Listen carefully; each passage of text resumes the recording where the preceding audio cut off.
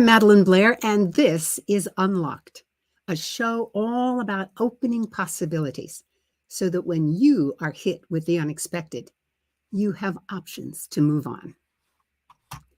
This show is about helping those of us who pursue our careers with a seriousness that kind of boggles the mind. And that's true whether you're a formal leader or not, because you are always the leader of yourself.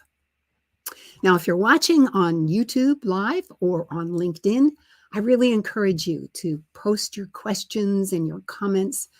I'll be checking that periodically and bring those questions and comments to our speaker. Well, let's get into our topic today.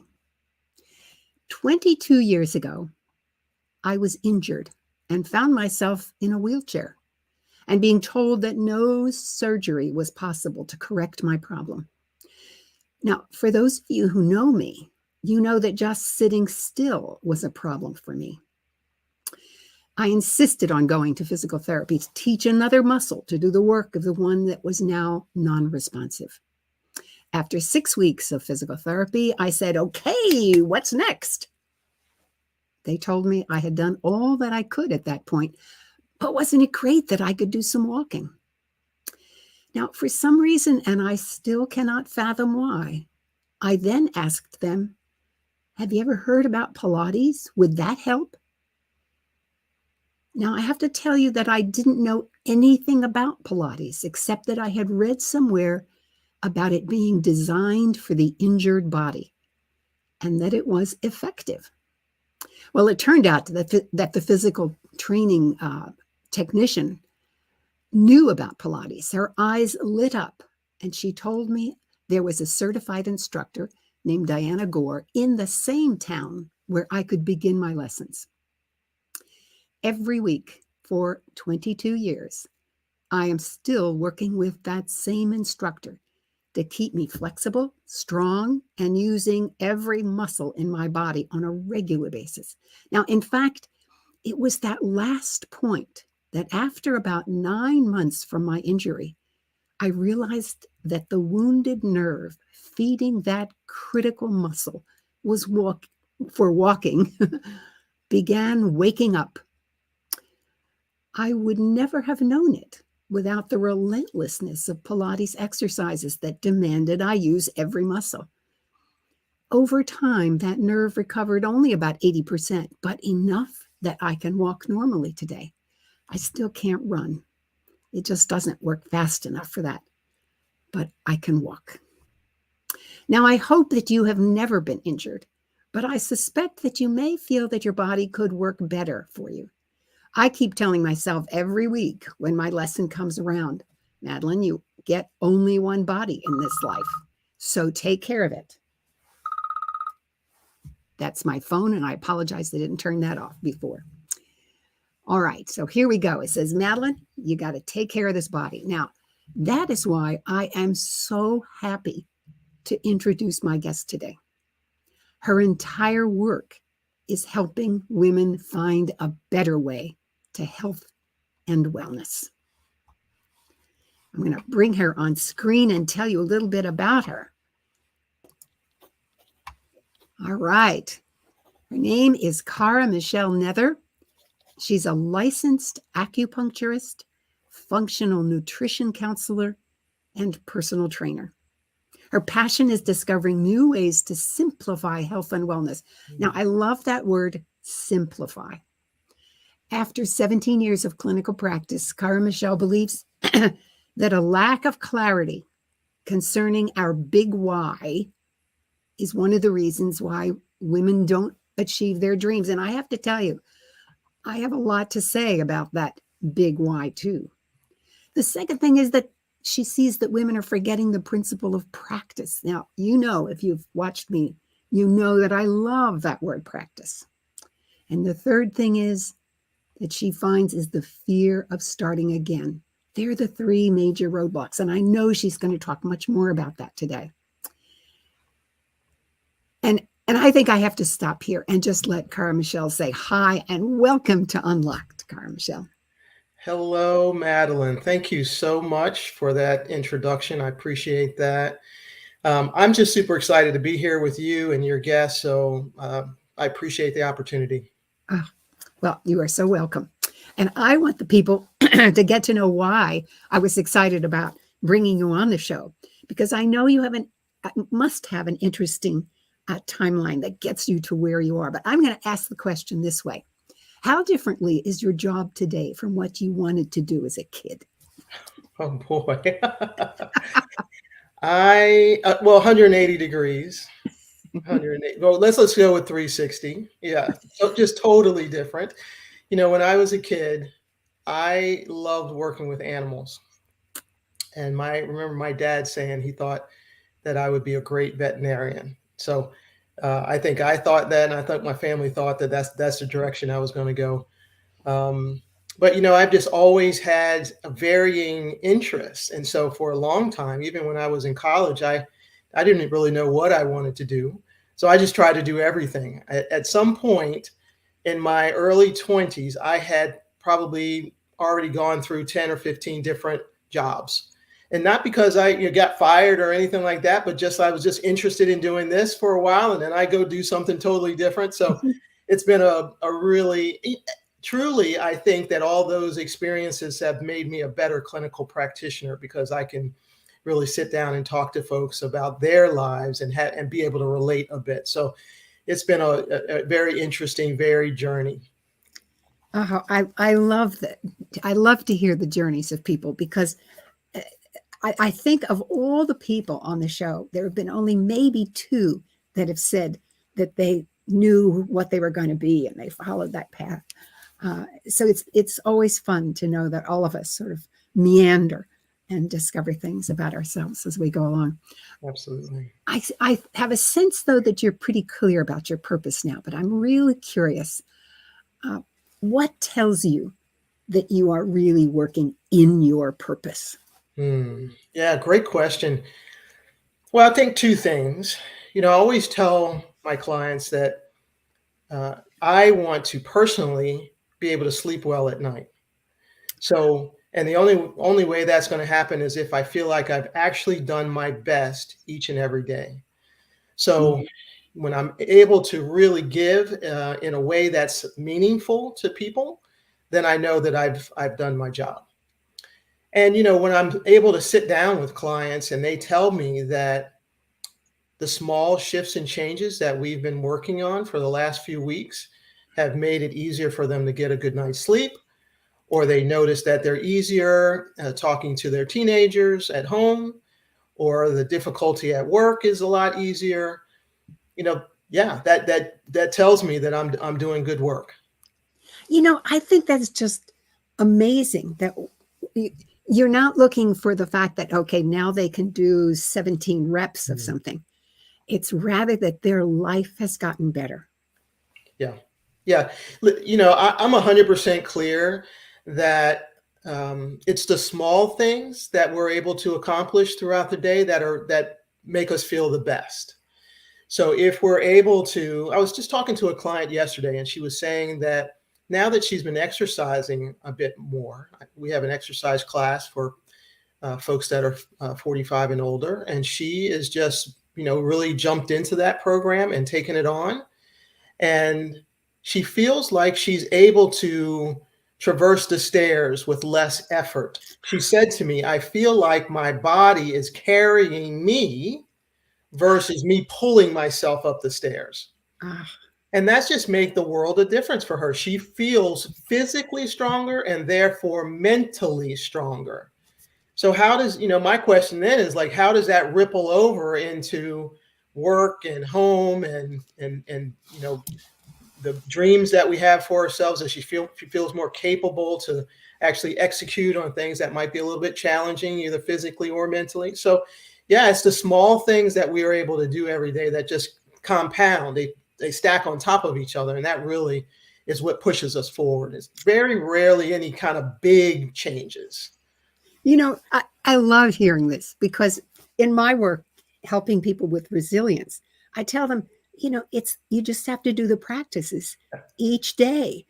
And And that's because that's how, as a human being, that's how we change and transform ourselves in Yeah. little pieces. So it's great.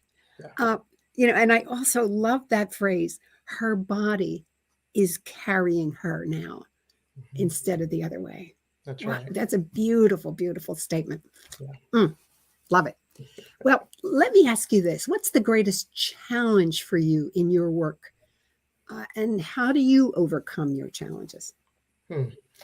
Right this moment, I think that for me, it's taking my time in whatever new goals I have for myself, and this allows me to really relate directly with my clientele because I think we're all struggling with this. Here's the scenario that I put in front of clients all the time. We decide that we're going to do something new or we're going to set a goal for ourselves. Let's just say that we're going to get in better physical shape. So all of the clients that I have are professional women who are really pushing their boundaries, taking care of their families, working, full-time job. Maybe sometimes they're even in school. They've got responsibility, social responsibilities at church, right? So I visualize them with a huge platter of plates over their heads. If you've ever taken a cruise, they carry like 15 plates over their heads, while the boat is moving. It's just incredible. But that's what the average, female's life is like. They got a full plate. And then when we decide we're going to do stack on a new goal, we don't take anything off the plate. No, we just throw the next thing up over the top and let it land up there, right? And so I'm no different than that, right? I've got a lot of things going on. So my challenge is to allow myself to really sort through what it is I have going on right now in my life. Is it still important for me to work on these one or two things or 20 things? Is there something I thought was important, but it's not so important for me right now? And to be willing to take that off before I add something new to my plate. And to really consider, is this new thing useful or important? Because it all sounds great when you hear about it the first couple times, right? Like, and we get really excited. But if I'm not clear about what it is I'm really trying to do in my life right now, then I end up grabbing onto all these shiny new objects, new opportunities. But that doesn't mean that just because they're shiny doesn't mean that they are really useful to where it is I'm trying to go. So that's something that I'm personally working on, really trying to be clear about who I am right now in my life at 53 and what is it I'm really trying to accomplish, and then taking the time to go back and examine where am I spending my time and my energy, and is that really going to get me where it is I want to go. And I just think this is something I see all the time with clientele, with my clients. Yeah, we're all struggling with it. I agree, and it's part of the challenge of the 21st century. We simply have so many options before us, and Right. it's a privilege to have that many options. But Absolutely. But we still only live in 24 hours a day, And that's the thing. We're not going to ever get more than that, right? No, even Yeah. Bill Gates can't buy any more hours in his day. I have a similar activity because I'm like you. I think love all kinds of things. In fact, I love learning. And you show me a new book, and I'm gonna order it if you say it's a good one.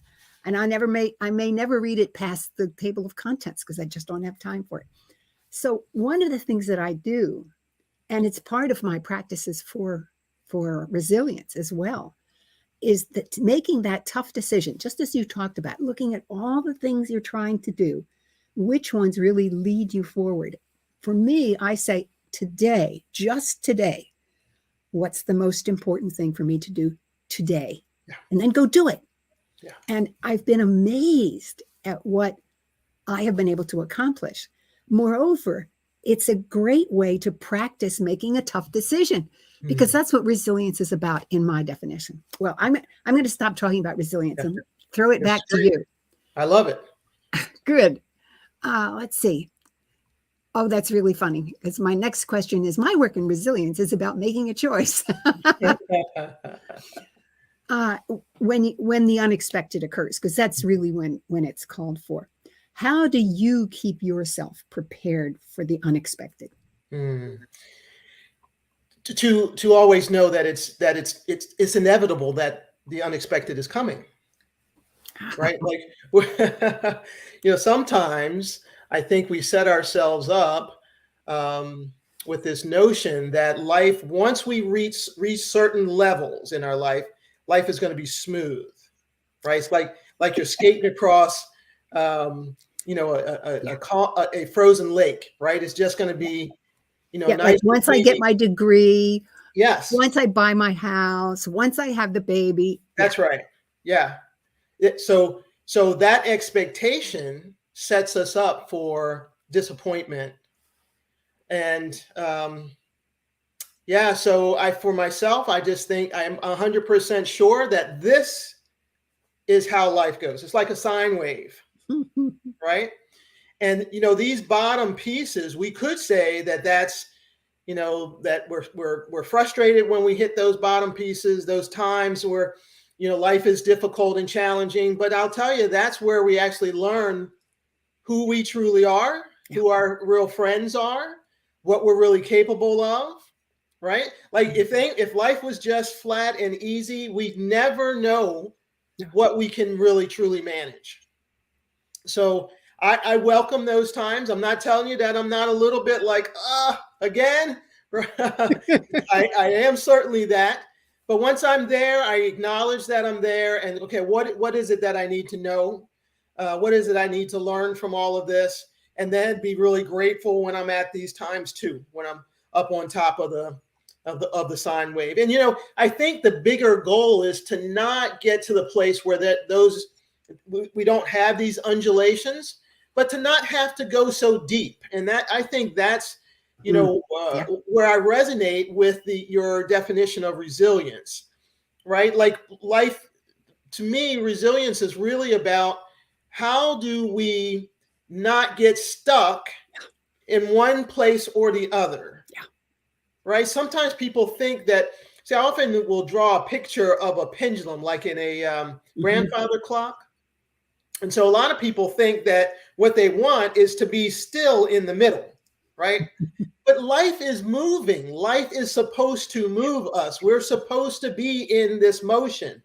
So it's not to try not to be, super excited about things or to be super sad and depressed about things. We're not trying to not be moved by life. We just don't want to get stuck in one place or the other, Mm. right? Like you would say that someone who's stuck in this exuberant place, they're manic, right?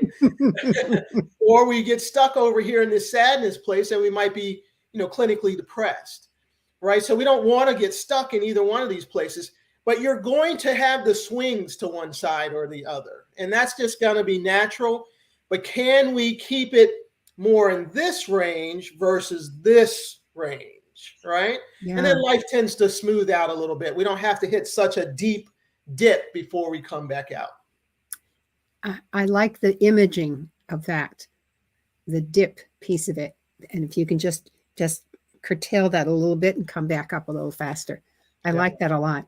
But there I mentioned some of the challenges that you talked about in our early conversations. But I wonder if you could expand on that. What are the challenges of the women you work with, and why is the big why so important to you and for them? Yeah, thank you for the question. This is the bulk of my work these days, or where my mind goes in terms of how I can be helpful the most. Like I said before, all of my clients are very smart, educated, strong-willed women who have accomplished a lot in their lives. And I think that there's a gift and a curse to everything, right? So that drive has gotten them very far in their lives, but it also can be a curse in that the tendency is to just bite off more than we can really chew at any given moment. I was saying before how we already have full plates. And so we throw the new stuff on top, and it very rarely works out that they're successful with this new endeavors, because life is already full. There's only so much time in the day. There's only so much energy that we have, mental and physical energy we have to expend in any given day. And so a lot of times a lot of women are setting themselves up for disappointment. And to me, that's just super sad, because that kind of disappointment really can start to wear on you mentally.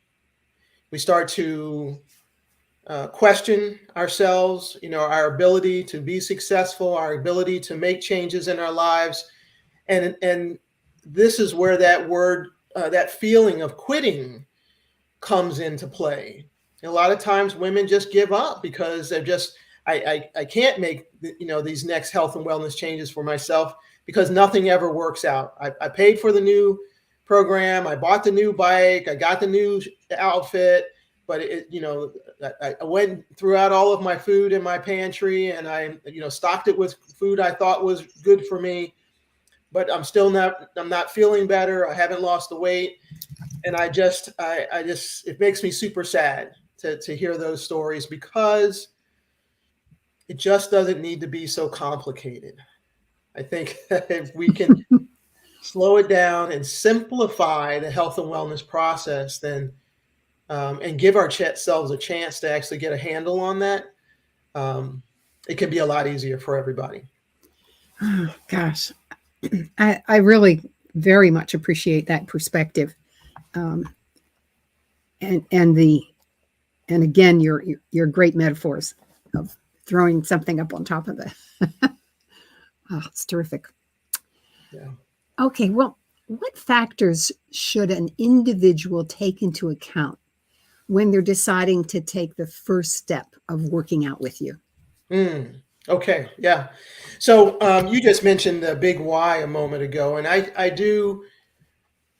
this is a place where the place we all should start, being clear about why I need to put time and effort, your resources, into this goal. And but this is the place where we always skip, because it's a little harder to figure out. It's much easier to just start, just start moving, just start running, right? But what happens is we end up running in circles, and then feeling that sense of disappointment that I spoke about a moment ago. So there's an intellectual reason why we should take care of ourselves by eating better, or getting more rest, or exercising on a regular basis. And you'll hear those intellectual reasons all the time. You can't pick up a magazine or open up any self-help book, or watch any of the shows on TV without somebody saying there's a heart disease, or obesity, or diabetes. Everybody, there's all these intellectual reasons why we should take care of ourselves. And so people hear that, and then they start moving. But I'll tell you, Madeline, I don't think any of those facts or figures helps anyone make a change that is challenging. It is not useful at all. What I think is most useful, and this is where that big why comes in. I spend a lot of time, I use the term, I tell my clients, I'm going to be a big nudge for you right now, because we're going to dig in and really get to the heartfelt answer. When a person is deciding that they're going to do something, they're going to make changes for themselves, they're going to do something new, there is going to be a why in the road. So let's just say we want to change our diet. We recognize that I would like to feel better, and eating differently would be helpful to me. So that's the intellectual idea. Okay, so But at some point, you're going to get started and you're going to be moving along. And then you're going to have to make a decision because you get hungry. So am I going to go down the route that I always go? Am I going to make the left-hand turn and go ahead and order that pizza and get started tomorrow? Or am I going to do something different and make this right-hand turn? So there's a place there where a decision needs to be made. Madeline, tell me if you agree with this. If all it took was intellectual knowledge in order to make the right-hand turn, to do something different, don't you think we would all be exactly where we want to be in our health and wellness journey if that's all it took? I have to not only agree with you, I'm going to add to that, and that is that no one can make a decision without emotion. Yes. Now, men hate hearing that. Yeah. I mean, and I work with a lot of men, so I know that. And that's a cultural thing. It's not endemic. So talk about that. In fact, I'm going to say this to our audience. I'm going to ask Cara Michelle to expand on that and how do you make that decision then. But I'm going to do it after we take a short break, and we'll be right back. So you stay tuned and hear the answer.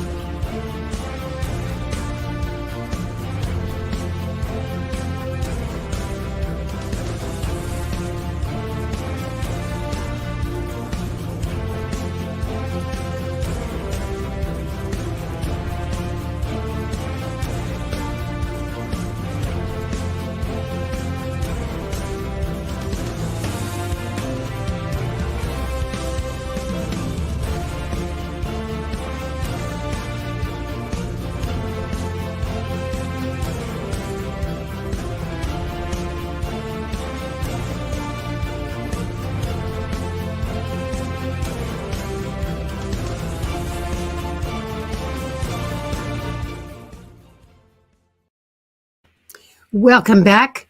I'm Madeline Blair, your host of Unlocked. And we've been talking with Cara Michelle Nethers about our physical bodies and the fact that we need to take care of that physical body if we're going to achieve what we want to achieve. Now, Cara Michelle was just going to talk a little bit about how we make those decisions. And that I said it's got to involve emotion, Cara Michelle. So absolutely, Madeline. I'm right there with you. So we were talking about making this point where we have to either go left and eat the way that we normally had been doing, or are we going to make a right and do something different? And we were saying that intellectual information never is enough to get us to make the right and do something different. But emotion is what will help us there in those moments. So when I said I go through this exercise of figuring out the big why with my clients, and I allow myself, if they allow me, to be a really big nudge to them, we try to dig past the intellectual ideas. So when I say to a client, so why do you truly need to eat differently? They'll say something like, well, I just want to feel better. And I said, well, why is that important? Well, there are things I want to do in my life. I'm like, well, what is that? Well, I don't know. I want a vacation and I want to, do this and do that. Well, why does it matter whether you do those things? So we just keep digging in there until we get to the answers that really start to hit them in their heart. Here's why it's going to matter the most. I tell clients all the time, please don't put yourself through the difficulty of buying new food and paying for a program and challenging yourself, putting the effort into eating differently, cooking differently, finding recipes, if you don't have anything that's really important for you to do in your life, that really only you are the person who can do that. That's right. If someone says to me, I want to be a good mom, I'll say, so like, what difference does it make? Well, they need somebody to take care of them. And I say, well, what if there are other people who can just take care of your kids, right? Like, when we zero down, we start to understand that this person has something very unique and special to offer to their kids, or to their spouse, or to the people that their coworkers, or to the project that they're super excited about, that only they can do. I'm 53 years old, and when I get on the phone with my mom, she can hear the tone of my voice before I get started, right? Like, there's something about the fact that she just knows me sometimes better than I know myself. Mm-hmm. And so when she sees my face, she knows in an instant that I need, or my voice, that there's something I need to talk about. And, like, if you have teenagers, I'm a little older, I'm willing to talk about things, but sometimes you only have a split second with teenagers. They're only going to give you a little window, right? And so if you're tired, you have a stomach ache, if you're not sleeping well, odds are you're mentally going to miss that opportunity to jump in there and say the thing that's really going to help this teenager feel comfortable speaking to you, or your spouse, that, be able to talk about what's really important. So, and you have answers for them that they'll never get from someone else. And so, is it okay for them to have a life that's a little bit more challenging for them because they didn't have the opportunity to hear your wisdom and have you walk them through whatever challenges they're working on? So if we're not sure, if we don't take the time to really dig through and get clear on that emotional big why, mm-hmm. then when we're ready to make the change, we just end up going back the way we normally do. But when we get clear on the why, and then you can remind yourself of it every day. I was working with a gentleman years ago who wanted to quit smoking. So we went through this exercise, and come to find out, he had twin girls that were 10 years old, and his father had died of emphysema when he was a young person. He got super clear that it's not okay for anyone else to walk down the aisle with these two girls when it's time came for them. He had to be that guy. Yeah. So every time he had the urge to smoke, he could pull up the picture, he could look over at to see the kids there, and he was 100% clear. I need to make this change right now in order to be the person that I want to be to my daughters. I love that how you have described this particular individual, that they have to keep bringing that up, because I can tell you, I still remember the wheelchair. Mm-hmm. There's no question in my mind. There's no way I'm going to go back into that wheelchair if I have any control of that. Right. Thank you. Well, I need to tell the audience that we have two people online watching live, and I'm really delighted to say that they're both from Europe. Wonderful. Yes. So, but they haven't posed any questions. They just said hi and good morning. So, and I say hi and good morning back to them as well. Okay. Well, I think there's another question in my mind. Each of us who have understood and know why we are here. And I love your point about we do have a unique thing. I happen to believe that each of us has some unique aspect that we bring to this creation. And part of our job is to find out what that is and then deliver it. See, I sometimes I digress and then I forget where I was going. But, that's one of the challenges of being a host of one of these shows. You really have to keep your mind on what you're doing. Okay, I know what it was. You're practicing, Madeline. I know. That's a good way to say it. I'm practicing. The key here is I have to think about ways to keep myself accountable to what I see myself doing. How do you do that for yourself? Yeah. I'm a clinical practitioner. I see clients from 9 o'clock in the morning to I finish up somewhere around 7 in the afternoon or evening. And it's important to me that the first client, the third client, the fifth client, the 10th client gets the same Cara Michelle, Ah, right? It's not okay for me to be tired and sluggish at the end of the day, to not be able to be attentive and listen and be creative with um, my words and my suggestions to my clients. They all have to get the same me. So that is one place where I feel like that keeps me accountable. My clients um, need for me to be present to them and to help them the best way that I possibly can. is there something that you do in the day when, let's face it, there are times I know myself, I'll do a task. And like you, I like to be present when I'm doing whatever I'm doing. That's one of the reasons I get distracted when I'm hosting this show, is because I am so present to what is going on. Yeah. I can't think of all the things that I should be thinking about. But you do it and you discover, wow, that was exhausting. So what do you do in those moments to regenerate yourself? Yeah, sure.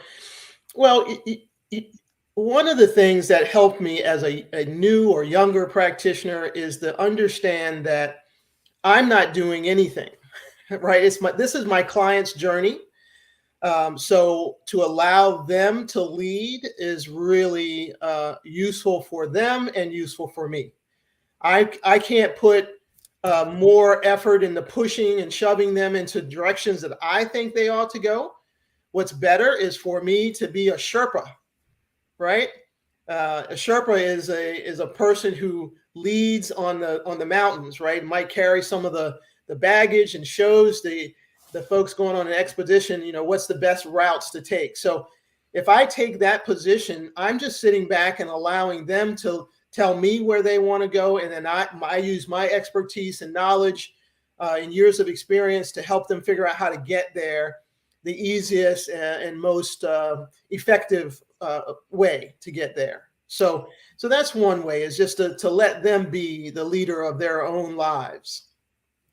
That means that you are working much more efficiently instead of trying to do something that doesn't have to be done because your client is doing it. Absolutely. Absolutely. And then you can rely upon your expertise. Well, I'm going to borrow that myself, because sometimes I can find myself getting very invested in a client, and I have to say, no, it's their journey. It's their journey. And Madeline, there's no way, the bit that I know about you, there's no way you're not going to be invested, right? Like, we're not saying that. We're not saying that neither one of us are invested. We are. Yeah. And we're invested in a way that is super useful for the person in front of us. Yeah. Right? Like, it's one of the challenges that one of the challenges that brings clients to me is the fact that they go to their doctor's office and they don't feel like they've been heard. Yeah. Like, there is a script and a way that this appointment is going to go before the person ever walks in the door. Yeah. So what I think we're both saying here is that we're just going to allow the client to lead. They know what they want for themselves. They know what's best for them. Even though I have been helping people with their mental and physical health and wellness for 17 years, I still can't say what's best for you. So allowing you to lead is what is going to be easiest for them and for me. And then my job is to help that person figure out how to get there the easiest route, the most sustainable route, and a route that's going to work for the life that they're currently leading.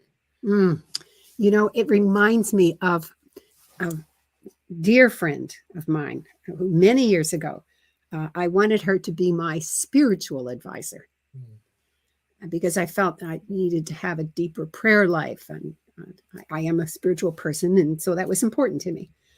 And so I expected her to tell me things to do. And she said, no, Madeline, I'm just going to walk with you. And just knowing she was walking with me was helpful. So you're right. It is the energy is coming from the individual. Right. You Yeah. just expertise is coming from you. That's Wow. right. Yeah. Yeah. Okay. Now, speaking of expertise, we encounter young people. I encounter young people. Oh, look, we're getting in more comments. I'm going to interrupt myself because this is a great comment. And by the way, I have to identify. We have Bernard from I think France and Fabrizio from Italy, and this is Karen from Pennsylvania. She Hello. said she says love the comment about not being heard by doctors. Mhm. Great prescription for putting clients first. So Great. yeah, thank you, Karen. Uh, now let's see. Do I remember what I was talking about? Yes, I do.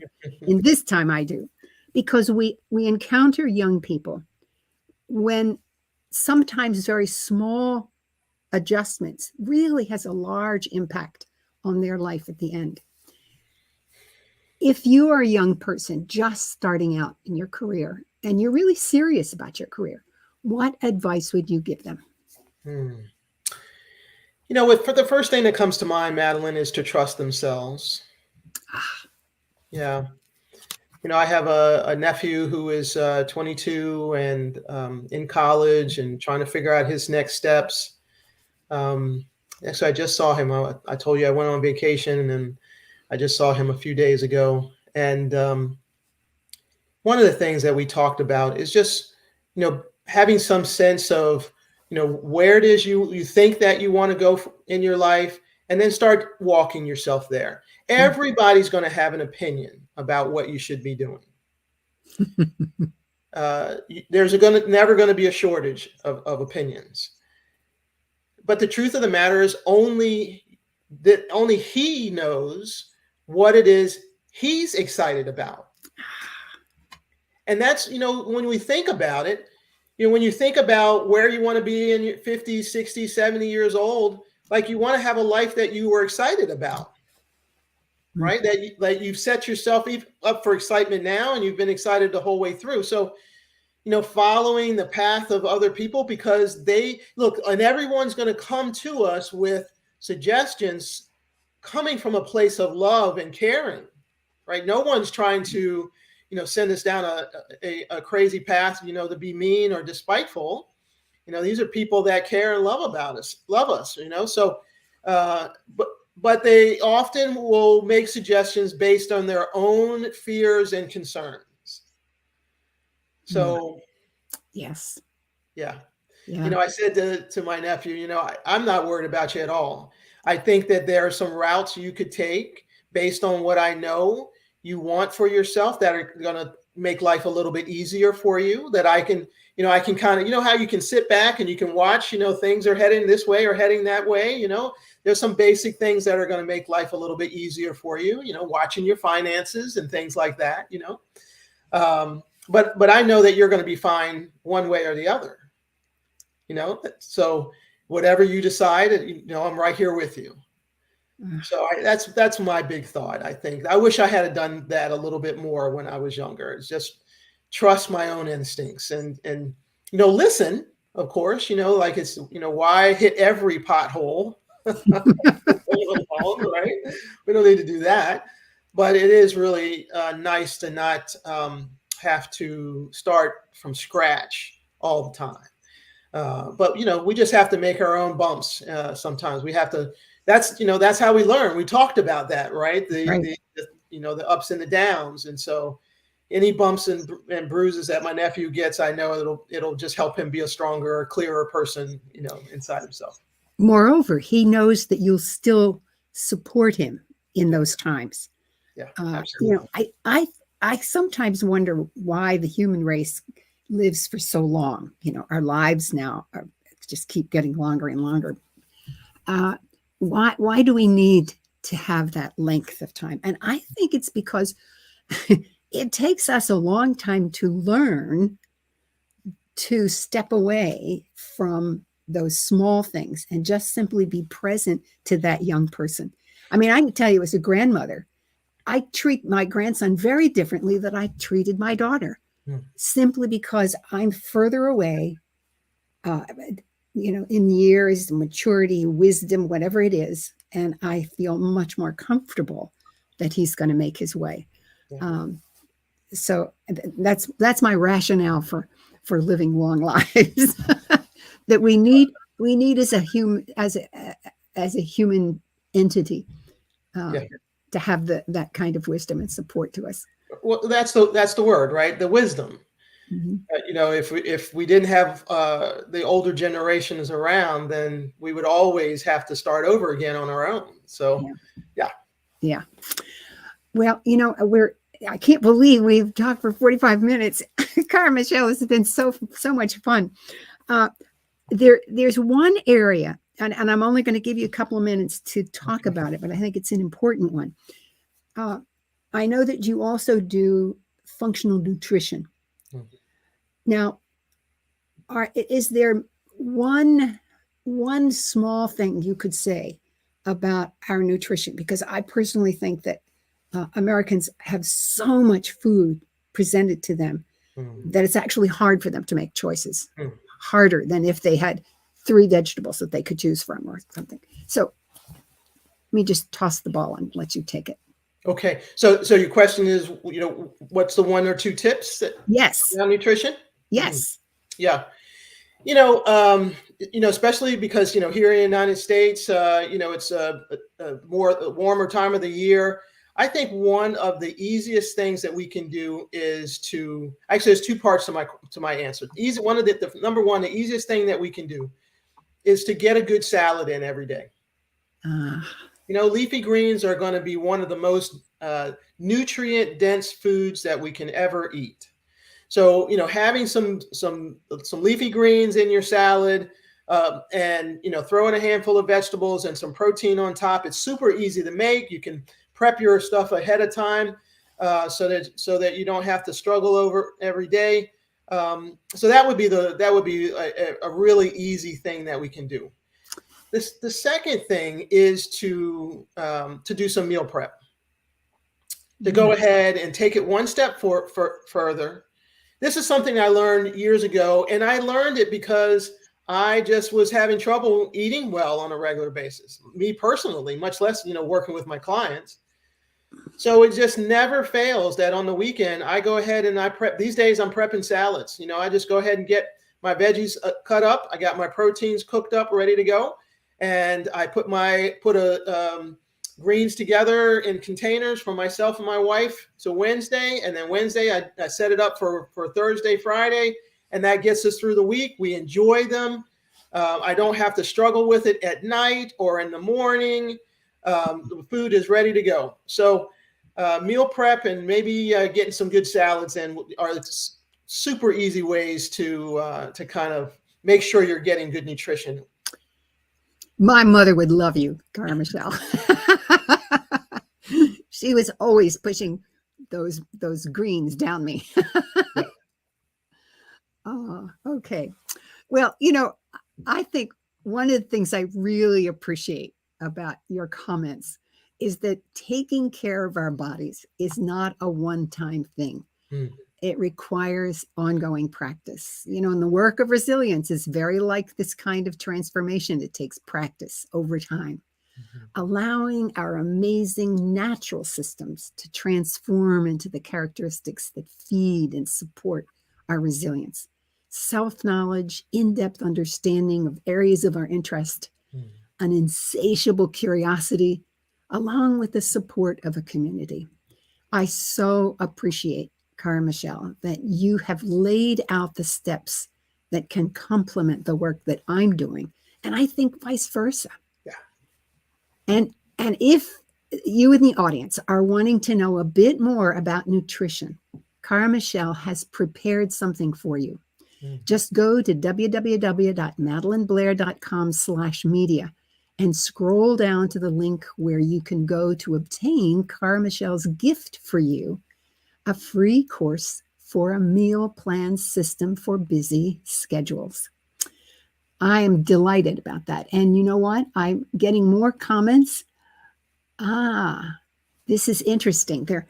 People are also exploring on the web, and they're coming back to me and giving me comments about what I've published on my. I posted a blog this morning on my website. So, not about the Awesome. subject, but that's okay. I'm just happy that there's people out there. So, Yeah. thank you, Fabrizio. Well, I just talked about Cara Michelle's gift, which is the meal plan system for busy schedules. Would you like to have some closing comments, Cara Michelle, for our audience? Yes. Madeline, I wanted to put this together for your guests, viewers, because I do know that sometimes getting good food in, as you mentioned, is really challenging for folks. And there's probably no one out there who hasn't tried meal prep in the past.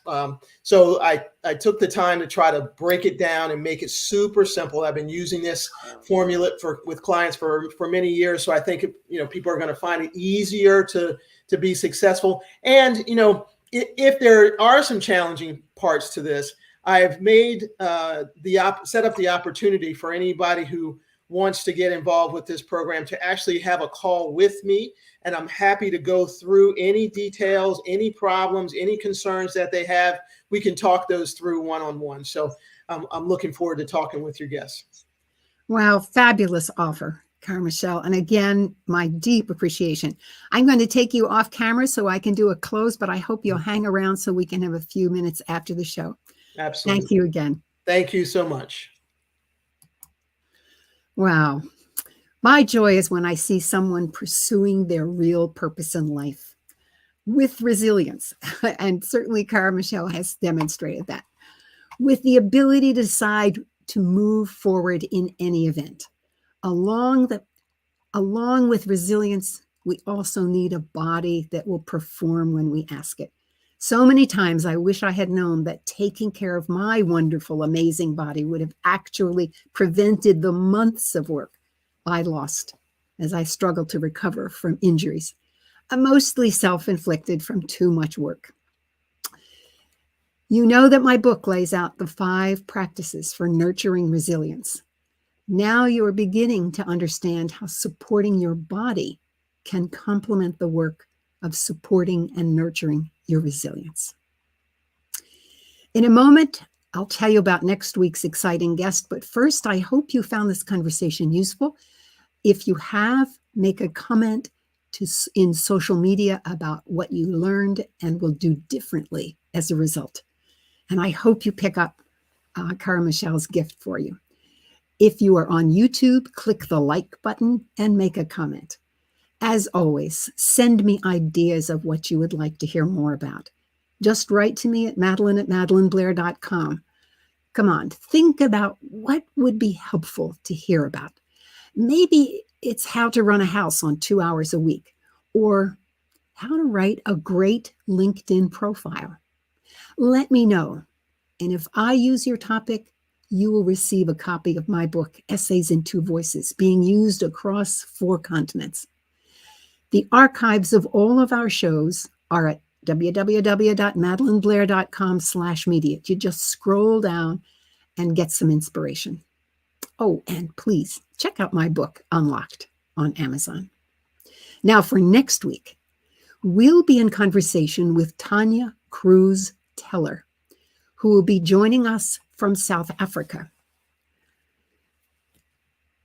She'll be talking about diversity and inclusion from the South African perspective.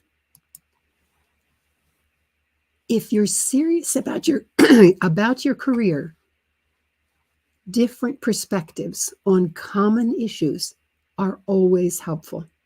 Her perspective will seem familiar until you think again and see the subtle differences from a South African perspective. So be sure to put Tanya Cruz Teller and Unlocked on your calendar and join us on June 15 at noon Eastern here on E360 TV or live on my YouTube channel and Madeline Blair or my profile on LinkedIn. Thank you for joining us on this segment of Unlocked. I'm Madeline Blair, wishing you infinite possibilities as you unlock your resilience.